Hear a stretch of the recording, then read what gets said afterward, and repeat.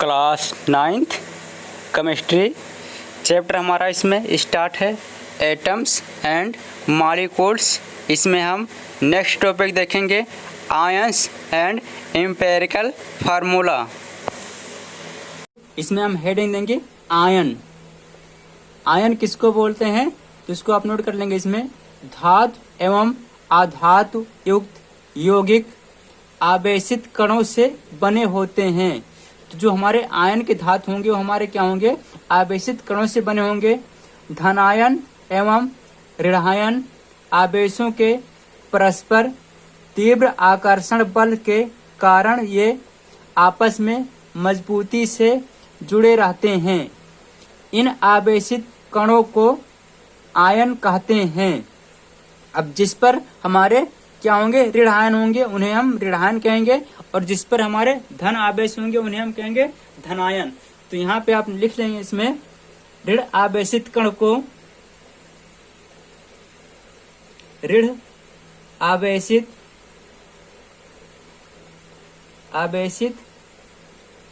कण को ऋणायन कहते हैं। ऋण आवेशित कण को ऋणायन कहते हैं और धन आवेशित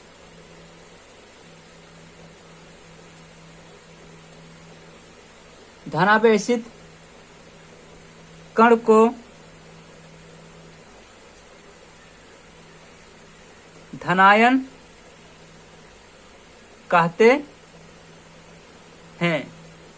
अब देखिए कुछ हमारे धातु होते हैं जो क्या करेंगे, धातु हमेशा इलेक्ट्रॉन का त्याग करके धनायन बनाएंगे, और जो हमारे अधातु होते हैं यहाँ पर आपने लिखा हुआ कि जो धातुएं हैं वो क्या करेंगे, इलेक्ट्रॉन का त्याग करेंगी, और धातुएं क्या करती हैं, हमारे इलेक्ट्रॉन को ग्रहण करती हैं। अर्थात धातु में इलेक्ट्रॉन त्याग करके धातु आयन बनाएंगी और अधातु में इलेक्ट्रॉन ग्रहण करके अधातु आयन बनाएंगे। तो यहाँ पे आप लिख लेंगे इस तरह से धातु इलेक्ट्रॉन त्याग करके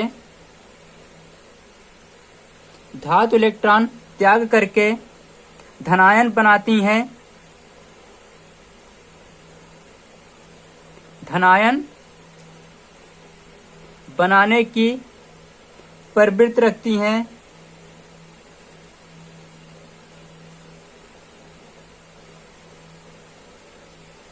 धातु इलेक्ट्रॉन त्याग करके धनायन बनाने की प्रवृत्ति रखती हैं और अधातु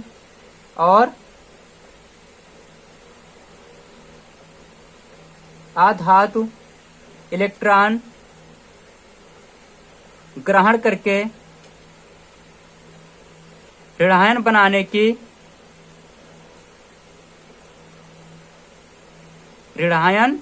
बनाने की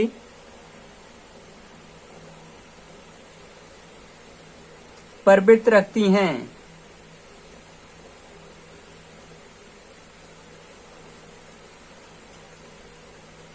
अर्थात हम कह सकते हैं कि जो हमारी सभी धातुएं होती हैं, धातुएं हमेशा क्या करते हैं, इलेक्ट्रॉन त्याग करके धनायन बनाती हैं, और जो हमारे अधातुएं हैं वो हमारे क्या होती हैं, इलेक्ट्रॉन को ग्रहण करके क्या बनाएंगे, हमारा ऋणायन बनाएंगे। जैसे एग्जाम्पल हम ले सकते हैं, जैसे हमारा पोटेशियम हो गया, तो पोटेशियम क्या हमारा, ये इलेक्ट्रॉन को त्याग करके क्या बनाएगा, धनायन बनाएगा। इसी तरह से हमारा Mg हो गया, तो Mg 2 इलेक्ट्रॉन त्याग करके धनायन बनाता है। या हमारे आयरन हो गए, तो आयरन 1 इलेक्ट्रॉन त्याग करके धनायन बनाएगा, 2 इलेक्ट्रॉन त्याग करके बनाएगा। तो ETC आप इस तरह से लिख सकते हैं, और भी हमारे सभी धातु में है।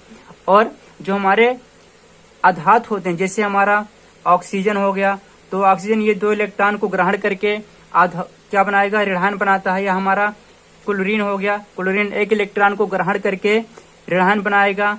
इसी तरह से हमारा फ्लोरीन है, फ्लोरीन भी 1 इलेक्ट्रॉन को ग्रहण करके क्या बनाता है, हमारा अधातु बनाता है, अर्थात ऋणायन बनाएगा। इसी तरह से नाइट्रोजन भी हमारा इलेक्ट्रॉन को 3 इलेक्ट्रॉन ग्रहण करके वह क्या बनाएगा, ऋणायन बनाएगा। तो यहाँ भी आप ADC से लिख सकते हैं।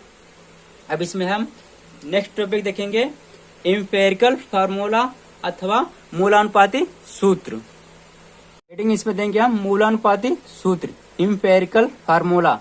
अब देखिए किसी यौगिक का मूलानुपाती सूत्र क्या होता है, तो किसी भी यौगिक में मूलानुपाती सूत्र उसके यौगिक में उपस्थित तत्वों की परमाणुओं की संख्या को बताता है। तो इसमें हम नोट कर लेंगे, किसी यौगिक का मूलानुपाती सूत्र उस यौगिक में उपस्थित तत्वों के परमाणुओं की संख्या के सरलतम अनुपात को प्रदर्शित करता है।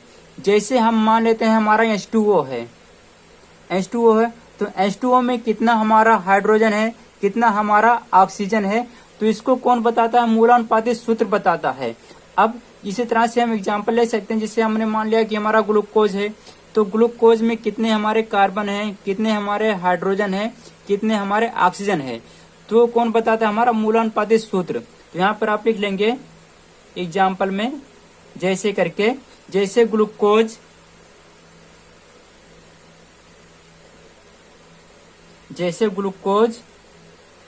के एक अणु में, जैसे ग्लूकोज के एक अणु में 6 कार्बन, 6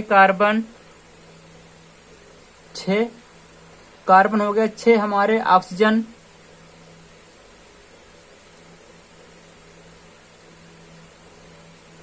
6 ऑक्सीजन कामा 12 हाइड्रोजन,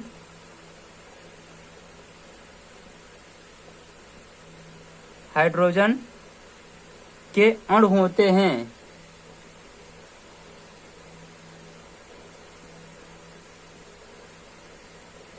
तो जो हमारा ग्लूकोज है, ग्लूकोज के एक अणु में 6 कार्बन, 6 ऑक्सीजन और 12 हाइड्रोजन परमाणु होते हैं।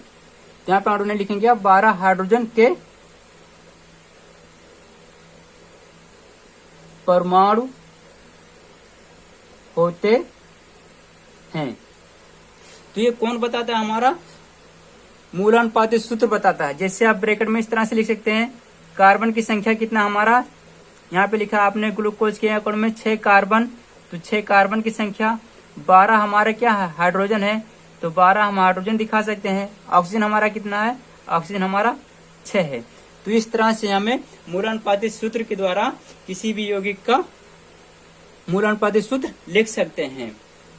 अब इसका अगर रेशियो देखा जाए, इसके सरलतम अनुपात में परमाणुओं की संख्या, तो यहाँ पे देखिए हम क्या करें, 6 से भाग कर दें, अर्थात ये जो हमारा रेशियो कार्बन, उसके बाद हाइड्रोजन और यहाँ पे हमारा ऑक्सीजन, ये जो हमारा रेशियो है इनका, कार्बन का, हाइड्रोजन का, ऑक्सीजन का, अर्थात यहाँ पर 6 कार्बन, 12 हाइड्रोजन, 6 ऑक्सीजन, इनका एक निश्चित रेशियो देखा जाए, तो इसमें सब में 6 से हम भाग दे देंगे, कितना हो जाएगा हमारा, यहाँ पर 6 से भाग दिया, इसमें भी 6 से भाग दिया हमने, इसमें भी 6 से, तो जो रेशियो आएगा इनका कितना हो जाएगा, 1:2:1, अर्थात ग्लूकोज में उनके परमाणुओं का रेशियो होगा 1:2:1 के अनुपात में हमारे ग्लूकोज में कार्बन, हाइड्रोजन और ऑक्सीजन प्रेजेंट रहते हैं। तो किसी यौगिक का मूलानुपाती सूत्र हम कैसे लिखते हैं, इसको आप नोट कर लेंगे। इसमें लिखेंगे, इसमें नंबर 1 आप सर्वप्रथम, या इसमें इस तरह से नोट कर लेंगे, किसी यौगिक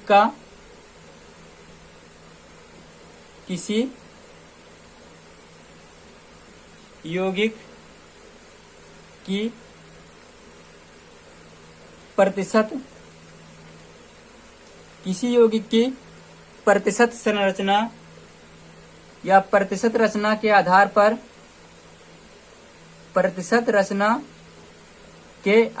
पर, किसी यौगिक की प्रतिशत रचना के आधार पर उसका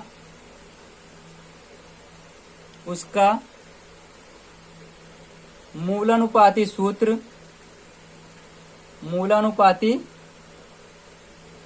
सूत्र ज्ञात किया जा सकता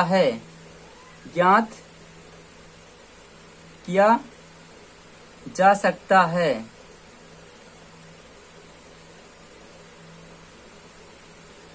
इसमें आप लिखेंगे नंबर 1 सर्वप्रथम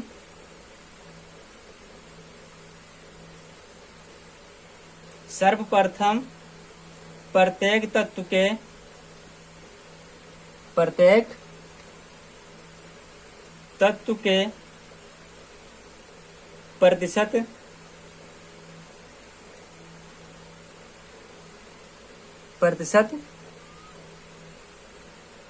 को उसके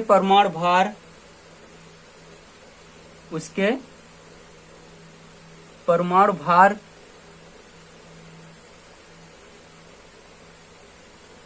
से भाग देते हैं।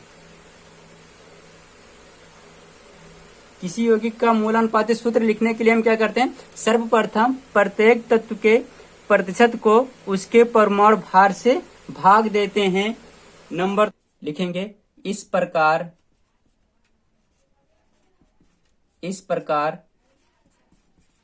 प्राप्त संख्याओं को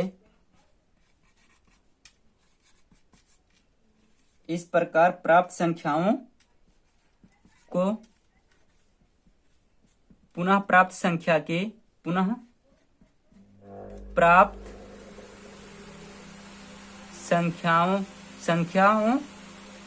की इस प्रकार प्राप्त संख्याओं को पुनः प्राप्त संख्याओं की सबसे छोटी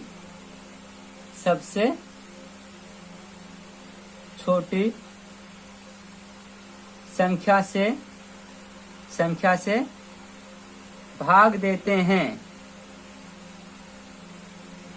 इस प्रकार प्राप्त संख्याओं को पुनः प्राप्त संख्याओं की सबसे छोटी संख्या से भाग देते हैं। नंबर 3 इसमें लिख लेंगे तत्वों को पुनः, यहाँ पे लिख लेंगे तत्वों के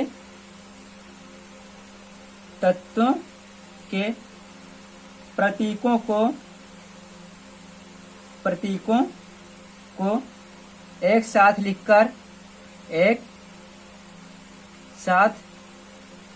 लिख लेते हैं, या तत्वों के प्रतीकों को एक साथ लिख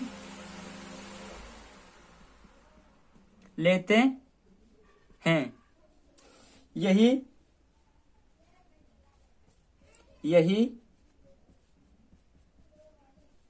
यौगिक का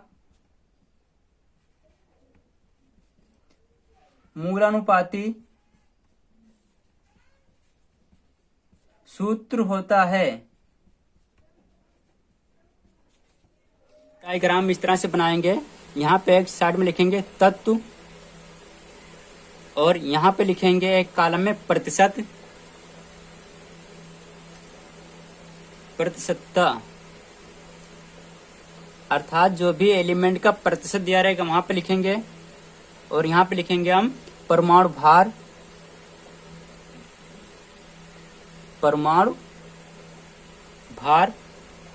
और इस कॉलम में हम लिखेंगे प्रतिशत बटे परमाणु भार, प्रतिशतता बटे परमाणु भार।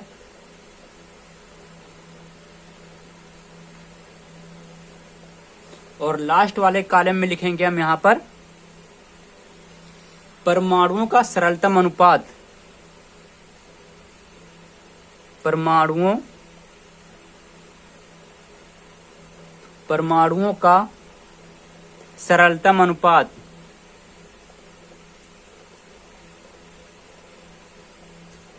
परमाणुओं का सरलतम अनुपात।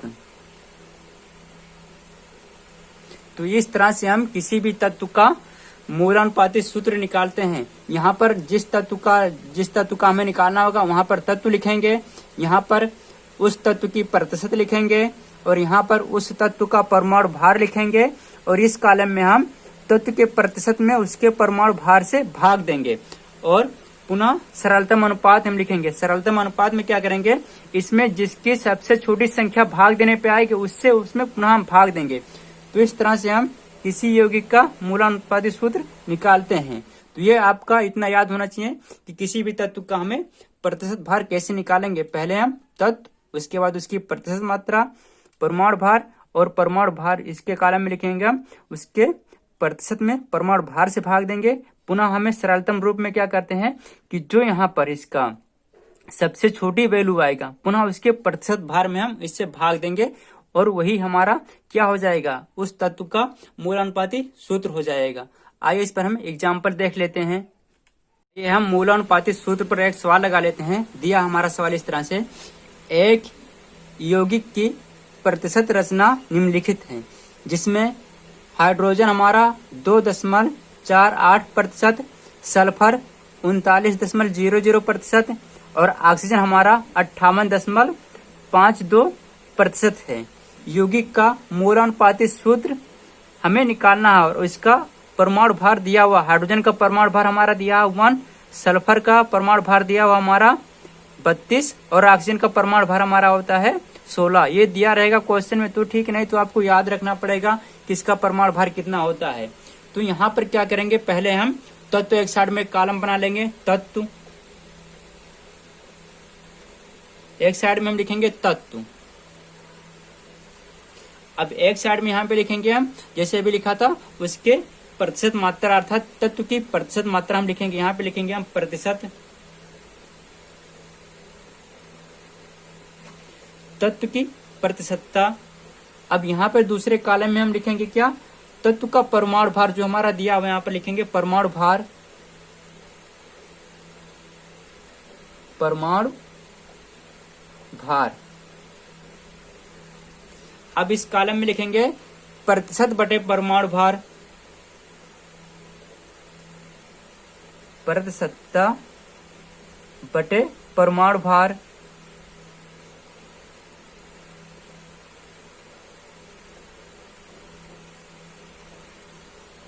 और लास्ट वाले कॉलम में लिखेंगे हम परमाणुओं का सरलतम अनुपात। यहां पे लिखेंगे आप परमाणुओं का, परमाणुओं का सरलतम अनुपात, सरलतम अनुपात। तो इस तरह से कॉलम आप बनाएंगे। अब यहाँ पर देखिए, पहले कॉलम में हमें तत्व लिखेंगे। यहाँ पर कौन कौन सा तत्व हमारा है, हाइड्रोजन है, सल्फर है, ऑक्सीजन है। तो इस तरह से 3 कॉलम बनाएंगे, 3 खाना इसमें हम।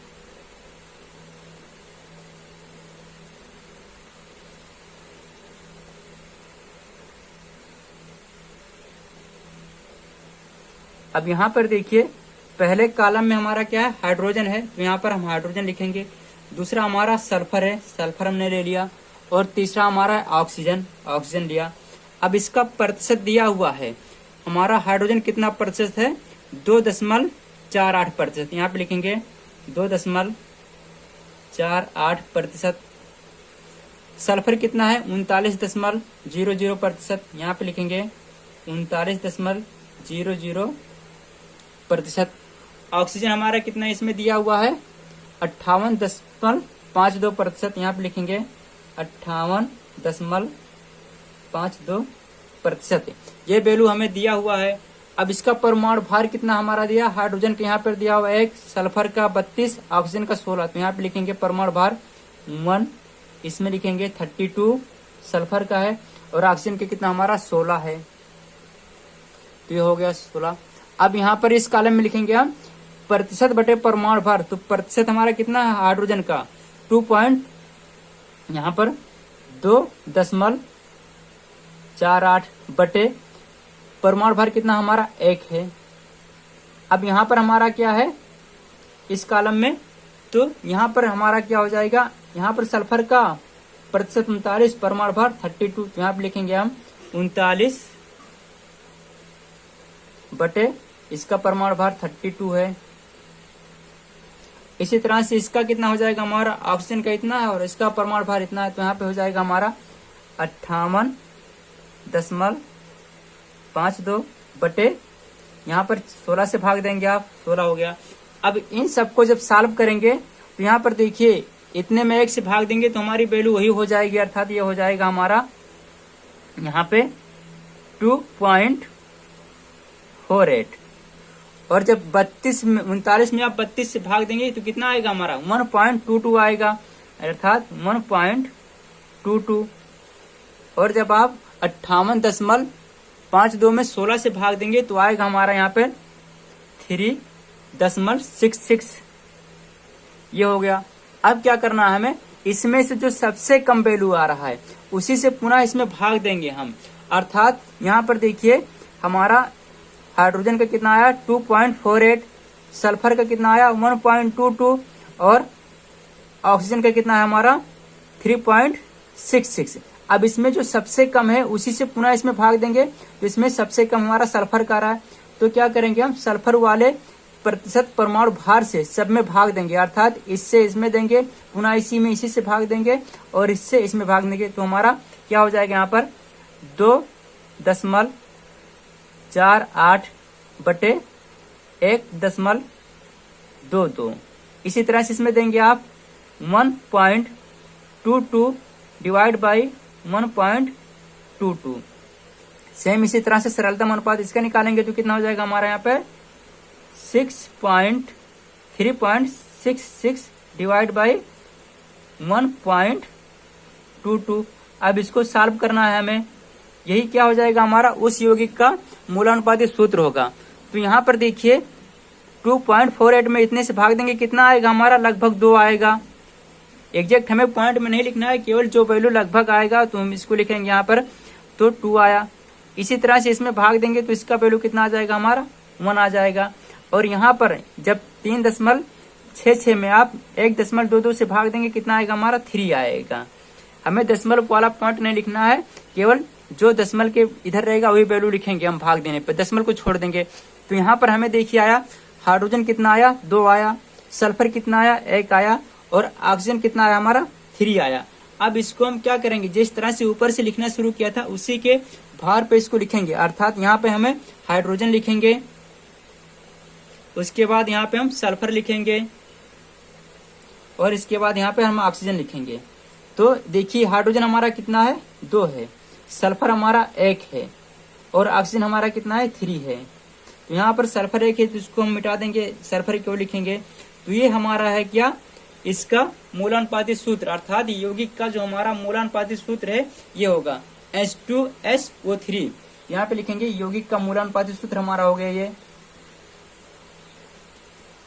यौगिक का